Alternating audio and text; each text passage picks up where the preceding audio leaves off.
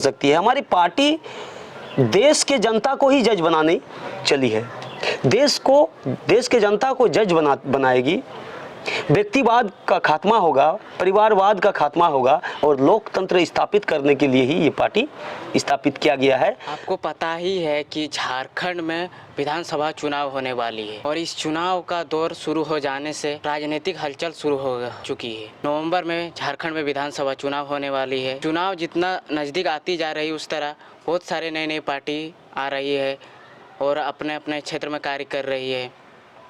आज भारत जैसे देश में लाखों पार्टियां बनी और चली गई और कुछ अपने स्तर पर कार्य भी कर रही है। इसी क्रम में आज हम लोग आए हैं बोकारो हैं एक पार्टी जिसका नाम है people's party of India democratic. Jharkhand के हर एक विधानसभा क्षेत्र में अपने कैंडिडेट उतारना चाहती है और काम भी कर रही है।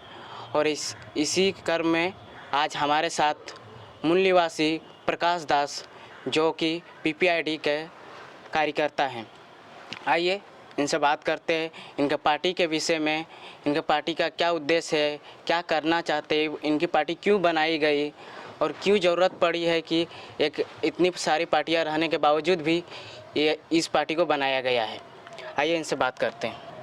आपका हमारे चैनल में स्वागत है। धन्यवाद आपको भी और आपके चैनल को भी, और आपके चैनल में जितने भी सारे व्यूअर्स है, दर्शक है, उन सभी दर्शक को बहुत बहुत आभार। तो झारखंड और भारत में जैसे कि आपको पता है कि बहुत सारी पार्टियां हैं, लेकिन ऐसा क्या ज़रूरत पड़ी कि पीपीआईडी को बनानी पड़ी आप लोगों को? देखिए, भारत के चुनाव आयोग का ये रिपोर्ट है, पूरे देश भर में 29,000 पार्टियां हैं जी। इन 29,000 पार्टियों में से लगभग 15,000 पार्टियां तो डेट कर चुकी है। जो भी 8-10 हजार पार्टी जो बचा है, ये पार्टी का काम है कि भारत की जो जनता है, भारत के जनता का अधिकार भारत के संविधान में दिया हुआ है, लेकिन कोई भी ऐसी पार्टी नहीं है जो भारत के संविधान में दिए हुए अधिकार को भारत के जनता तक पहुंचा पाए। और आज तक 76वां साल अभी भारत की सरकार आज़ादी के महोत्सव मना रहे हैं, लेकिन उसी देश में आप देखिएगा 76 साल आज़ादी के बाद भी भुखमरी है और शिक्षा जो है चरम सीमा पर है। पाकिस्तान, बांग्लादेश, श्रीलंका से हमारा शिक्षा का स्तर हमारे देश का काफ़ी नीचे है। भूखमरी है और आपका देखिएगा कि देश में जो रोजगार की समस्या है, जिसमें आए दिन पढ़े लिखे छात्रा आत्महत्या करने पर मजबूर हो जाता है। सरकार की नीतियों के ये जिम्मेदार सरकार की नीति, जो सरकार जो नीति बनाती है वो संविधान के अनुरूप नहीं बना पा रही है। इसलिए हमारे जो संगठन के जो बुद्धिजीवी वर्ग है, इन बुद्धिजीवी वर्गों ने इनका विश्लेषण किया और विश्लेषण करने के बाद लगा देश में कि देश में एक ऐसी पार्टी की ज़रूरत है जो संविधान की बात करे, जो लोकतांत्रिक ढंग से समाज को लोकतांत्रिक प्रक्रिया में उसको ढाल सके और उनके संवैधानिक अधिकार जनता तक पहुंचा सके। इसलिए people's party of India democratic का निर्माण किया गया है। आपके हिसाब से राजनीतिक क्या है, राजनीति का मतलब क्या है, बताइए। ये हमारे हिसाब से नहीं, आप राजनीतिक का कई विश्लेषण किया गया है, लेकिन आप राजनीतिक के शास्त्र में आप देखिए कि राजनीति का मतलब होता है कि राजनीति वह क्षेत्र है जहाँ प्रकृति के मूल्यवान संसाधनों, लाभों, आपका जिसे आपका विभागों में उनका प्रतिनिधित्व अपने समाज को कैसे उन तक पहुंचा पाए। ये विरोधियों, परस्पर विरोधी उनका जो विरोधी होगा उनसे, और जो राजनीति हम कर रहे हैं उसका जो परस्पर मांगों के बीच जो मतलब उपाय ढूंढे जाते हैं और उनको संवैधानिक अधिकार, उनके अधिकार के प्रति जागरूक कर उनको लाभों को, प्राकृतिक संसाधनों में उनको भागीदारी सुनिश्चित कराई जाती है। उन सुनिश्चित कराने वाली प्रक्रिया को राजनीति कहते हैं जी। और दूसरी एक शॉर्ट में अगर आते हैं तो दूसरा है कि राजनीति। एक है राज और एक नीति, दो शब्द में बना है। तो इसको मतलब राज करने की नीति, राज का मतलब होता है शासक। देश में हम शासक वर्ग कैसे बने, क्योंकि आप अगर राज करना चाहते हैं, आप अगर राज कीजिएगा तो आपको शासक वर्ग बनना होगा, और राज करके ही आप नीति नियम बना सकते हैं संविधान के अनुरूप। तो ये है दो जिसको विशेष मान्यता मिली है राजनीति के परिभाषा, ये दो है।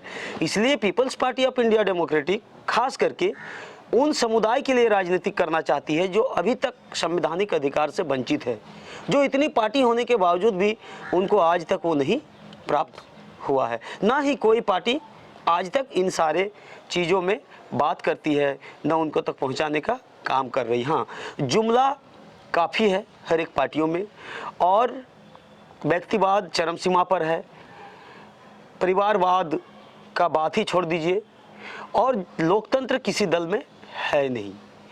तो विशेषकर इन सारे मुद्दों को ध्यान में रखते हुए people's party of India democratic का निर्माण किया गया है, और ये मूल निवासी समाज की बहुत बड़ी पार्टी बन के उभरने वाली है। ये है हमारा राजनीतिक जो अपना हमारा अनुभव रहा है, ये आपके साथ में साझा कर रहा हूँ। देखिए, पीपीआईडी किन किन मुद्दों पर कार्य कर रही है और किन किन मुद्दों से लेकर लोगों से बात कर रही है?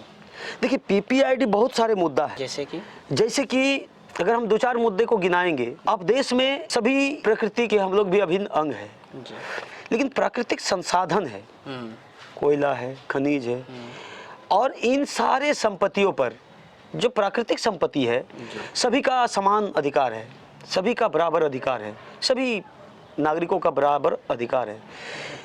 लेकिन देखिए समस्या क्या है कि आकाश और जमीन का फर्क है। एक वर्ग ऐसा है जो दिन रात मेहनत करता है, दिन रात मेहनत करता है, लेकिन वो आज भी वो पीड़ित है, वो भूखमरी के कगार पर है। और एक वर्ग ऐसा है जी जो उसके पास अथाह धन संपत्ति है, जिसे पूंजीवाद कहते हैं, लेकिन ये पूंजीवाद का आज भी बंटवारा या ध्रुवीकरण नहीं हुआ है देश में। इसकी एक बात करती है पार्टी। दूसरा मुद्दा है, पार्टी समान शिक्षा का अधिकार चाहती है। जब समान इलेक्शन है, समान वोट है, तो समान शिक्षा होना चाहिए। एक जैसी शिक्षा प्रत्येक नागरिक को मिलनी चाहिए। पाठ्यक्रम जो है, शिक्षा का जो पाठ्यक्रम है, सिलेबस जो है, वो एक जैसा देश में होना चाहिए।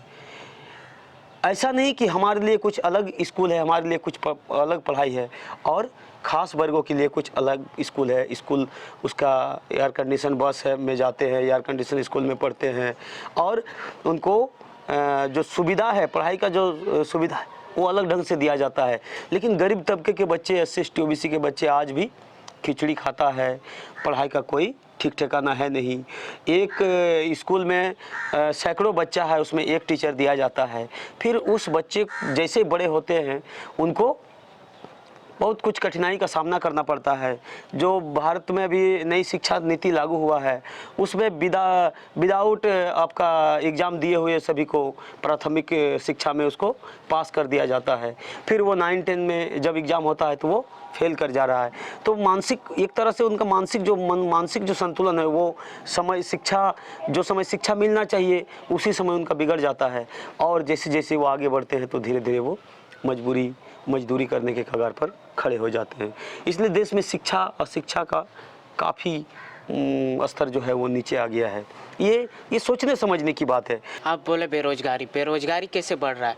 क्योंकि अभी तो बहुत सारी वैकेंसियाँ आ रही, बहुत सारे युवाओं को, खास करके SC ST OBC के बच्चों को भी नौकरी मिल रही, तो फिर आप बेरोजगारी किस तरह कैसे बोलते हैं कि बेरोजगारी फैल रही है? आप फैल रही है तो आप बताइए, इसका डाटा देखिए। बताइए आप इसका डाटा देखिए। अभी SC देश में 15% है जी, ST देश में 7.5-8% है, लेकिन इनका अभी भी बैकलॉग देखिए खाली है, इसका भराया नहीं जा रहा है।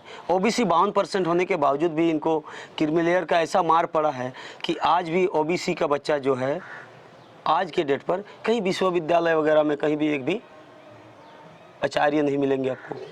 OBC के जजेस नहीं हैं उनके जनसंख्या के अनुपात में।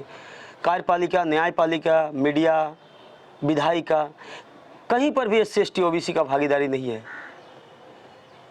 ये बेरोजगारी नहीं तो क्या है? बेरोजगारी का आप संसद देखिए, नरेंद्र मोदी आके कहते हैं कि हम 80 करोड़ लोगों को चावल दे रहे हैं। भाई क्यों दे रहे हैं? क्योंकि आप देश में रोजगार उत्पन्न कराने में असक्षम रहे। कांग्रेस भी रोजगार कराने में नाकाम ही रही। तो हमारा देश बेरोजगार बढ़ गया, इसलिए आप 80 करोड़ लोगों को चावल दे रहे हैं। आप 80 करोड़ नहीं 40 करोड़ लोगों को रोजगार दे देते हैं। 40 करोड़ परिवार में अगर रोजगार आ जाता तो एक परिवार में लगभग 2 फैमिली का वो, लेकिन उस फैमिली में अगर रोजगार आ जाता, कुछ आर्थिक स्थिति मजबूत हो जाते, तो बाल बच्चा भी वो अच्छे स्तर पर पढ़ाते। लेकिन ऐसा तो आप किए नहीं। ये सरकार ही खुद कह रही है कि मैं 80 करोड़ लोगों को चावल दे रहा हूँ, यानी कि हमारे देश में करोड़ों लोगों में भुखमरी है, बेरोजगारी है। तभी तो विवश हो रहे हैं आप 2000 किसान को 1000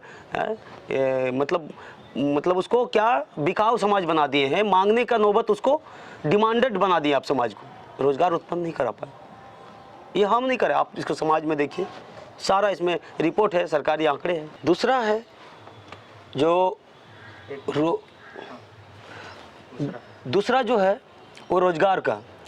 दूसरा जो रोजगार जो सरकार अभी चल रही है देश में, जो सरकार चली वो ब्राह्मणवादी सरकार है।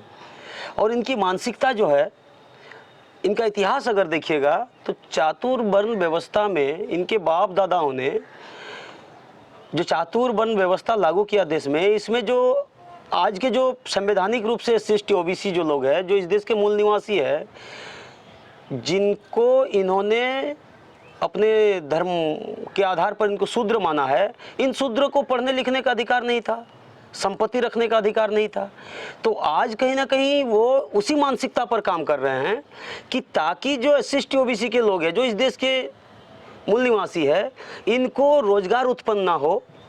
अगर रोजगार उत्पन्न नहीं होगा तो इनके पास जो संविधान के बदौलत जो भी थोड़ा बहुत धन संपत्ति है वो भी धीरे धीरे खत्म हो जाए। मतलब धन संपत्ति इकट्ठा करने का अधिकार जिस तरह शूद्रों का नहीं था, वो अभी भी उसी मानसिकता के आधार पर ब्राह्मणवादी सरकार, चाहे कांग्रेस हो या भाजपा हो, नीतियां बना रही है, वो उसी पर काम कर रहा है। और इसका विद्रोह ना करे, इसका मतलब समाज जो है, एक बड़ा तबका जो बेरोजगारी से जूझ रहा है, ये विद्रोह ना करे, इसके लिए भी इन्होंने बहुत मतलब सूक्ष्म रूप से तरीका अपनाया है कि सरकारी संपत्ति को निजीकरण कर दिया जाए, किसी प्राइवेट हाथों में बेच दिया जाए, और वो प्राइवेट के जो ओनर है वो वैकेंसी निकालेंगे 10,000 12,000। तो समस्या से जूझते हुए जो लोग हैं वो 10 12 15 हज़ार में आज भी खट रहे हैं। वो 8 घंटा की जगह 12 घंटा 15 घंटा समय लगा रहे हैं। ऐसा कानून भी बना दिया। तो ये जो समस्या जो विकराल रूप से जो लिया है, इन समस्या का समाधान करने के लिए भारत में कोई ऐसी पार्टी नहीं है सिवाय PPID की। जी, तो सरकार को तो ये भी कहना है कि अगर निजीकरण कर दिया जाएगा उसमें तो ज़्यादा लोगों का रोज़गार मिलेगी, बेरोजगारी ख़त्म होगी। नहीं, ऐसा नहीं है। आप देखिए, जिस बोकारो में आप आए हैं, एक समय ऐसा था कि बोकारो में यहाँ 2-4 ही दुकानें थी, चाहे वो कपड़ा का दुकान हो, चाहे वो आपका किराना दुकान हो जी। तो 2-4 किराने की दुकान थी, आज सैकड़ों में किराने की दुकान है। क्या सैकड़ों की दुकान नहीं चल रहा है? चल रहा है। तो आप उद्योग बढ़ाइए, आप उद्योग लगाइए। उस समय जो आपका माल प्रोडक्ट हो रहा था, आज से कई गुना माल प्रोडक्ट हो रहा है। तो कई गुना जब आप माल प्रोडक्ट कर रहे हैं तो कई गुना लोग भी तो उसमें चाहिए, वर्कर चाहिए। तो आप ये नहीं कर सकते हैं कि लोगों को हम ज़्यादा से ज़्यादा नहीं रोजगार दे पाएंगे, ऐसा नहीं है। आपको संविधान में ये अधिकार दिया है कि हर एक लोगों को रोजगार उत्पन्न कराना है। कि राजनीति, झारखंड की राजनीति और राजनीतिक दलों को आप किस तरह से देख रहे हैं?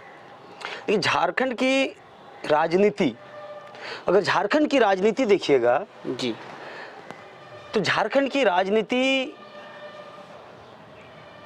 या हमारे देश में जितने भी विभिन्न जो स्टेट जी, उन स्टेटों का राजनीति जो है वो मतलब एक क्षेत्र के आधार पर, खास करके झारखंड में अभी तक क्षेत्र के आधार पर ही राजनीति हुआ है और इसको कराया गया है।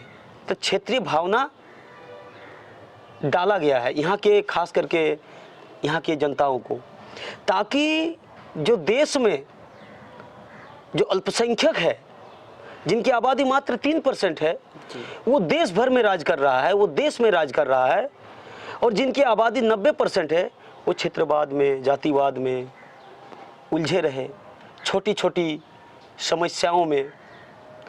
जैसे कि आप लोकल समस्या का यहाँ का पार्टी बात करती है, तो हमारे लोग लोकल समस्या के आधार पर उन पार्टियों से जुड़ जाते हैं, और बाद में क्या होता है, फिर वही क्षेत्रीय पार्टी कांग्रेस या फिर भाजपा में शामिल होकर कांग्रेस और भाजपा को दिल्ली में बैठाती है।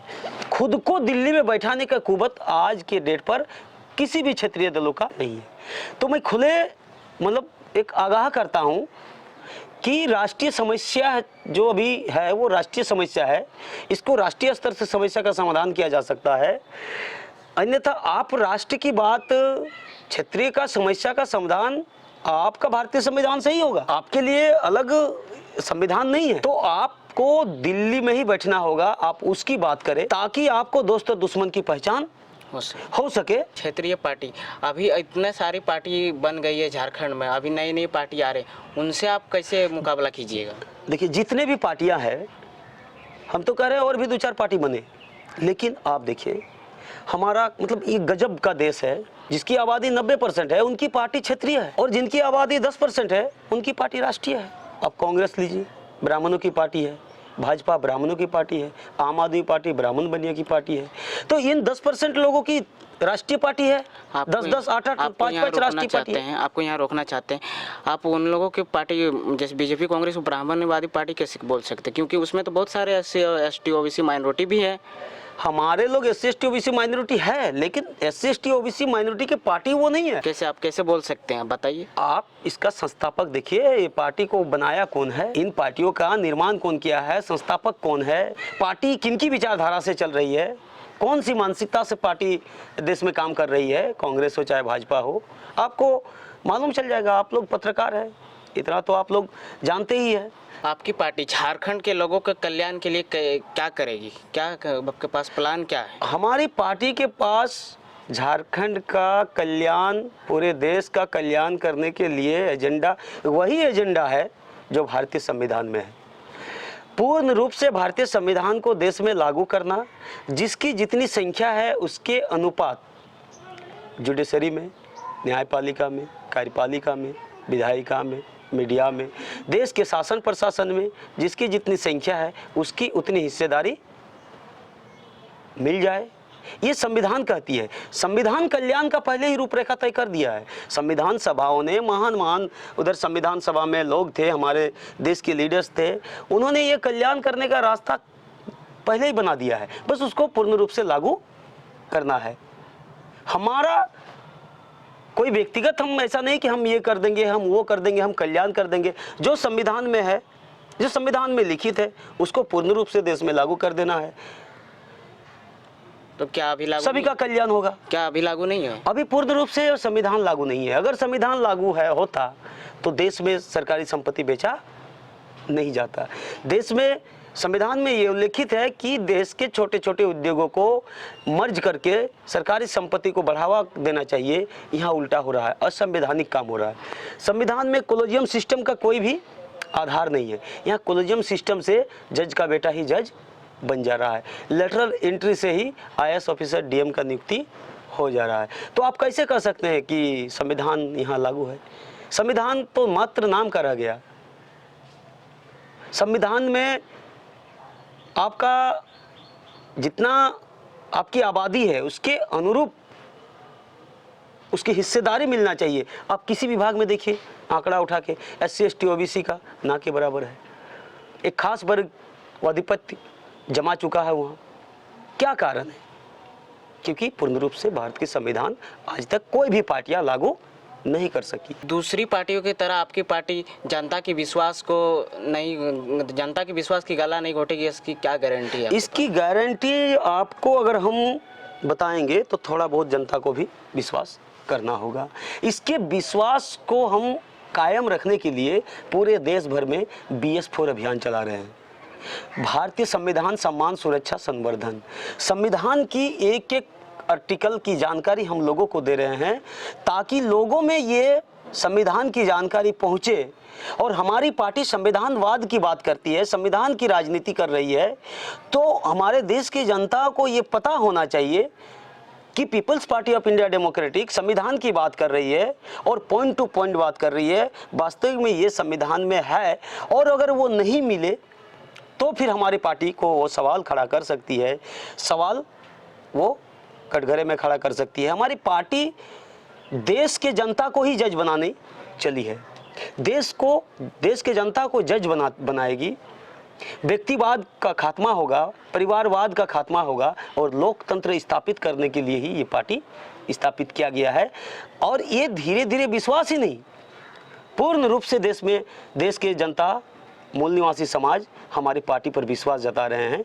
और दिन ब दिन इस पार्टी के कार्यक्रम जनता तक जा रहा है। कार्यक्रम के माध्यम से हम लोगों को जुड़ रहे हैं, लोगों से बात कर रहे हैं, और आशा और विश्वास है इसी पार्टी के माध्यम से हम समाज को, जो मूल निवासी वंचित समाज है, उनको अधिकार के साथ साथ उनको शासक वर्ग बनाएगी। इस बार आपका क्या प्लान है? झारखंड के विधानसभा में चुनाव आने वाली है, क्या आपकी पार्टी हर विधानसभा से चुनाव लड़ेगी?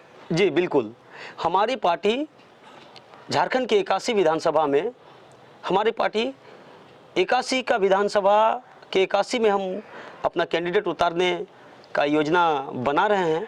उसमें से पूरे झारखंड में हमारा कैंडिडेट होगा। PPID के विचार को, इसके मुद्दे को जनता तक पहुंचाएंगे, और पार्टी जैसे ही हमारी सरकार बनाएगी वैसे ही हम सभी शासन प्रशासन विभागों में जनसंख्या के अनुपात सबकी सुनिश्चित भागीदारी करेंगे। तो मतलब आप 81 विधानसभा तक पहुंच चुके हैं? यस, हमारी पार्टी ये संस्थागत पार्टी है, संस्थागत नेतृत्व की काम कर रही है। इसमें जो विरोधाभास है, रोड में उतरना, अलोकतांत्रिक काम करना, ये आपको नहीं दिखेगी। हमारी पार्टी विचारधारा से बनी पार्टी है, फूले बिरसा अम्बेडकरी विचारधारा की पार्टी है, और संविधानवाद की बात करती है।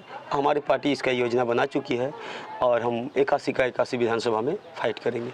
और आप देख रहे थे हमारे साथ मूल निवासी प्रकाश दास थे, जो PPID के कार्यकर्ता हैं, और इनका कहना है कि हमारी पार्टी का एक ही एजेंडा है, संविधान में हर एक समस्या का कल्याण है। क्योंकि दूसरी पार्टी संविधान को छिपा के रखी, संविधान को नहीं बताई है और नहीं बताने वाली है आगे। और हमारी एक ऐसी पार्टी है जिससे घर घर जाकर संविधान बता रही है, और संविधान के हर एक राइट्स को बता रही है, और इसी राइट्स में, इसी सारे संविधान में सब चीज़ का समस्या का समाधान है। इनका कहना है अगर हमारी पार्टी सरकार बनती है, विधायक बनती है, सांसद बनती है, तो जिसकी संख्या है उसके हिसाब से उसको उतना अधिकार मिलेगा हर एक जगह पर, राजनीतिक क्षेत्र में, शिक्षा के क्षेत्र में, रोजगार के क्षेत्र में, हर एक जगह।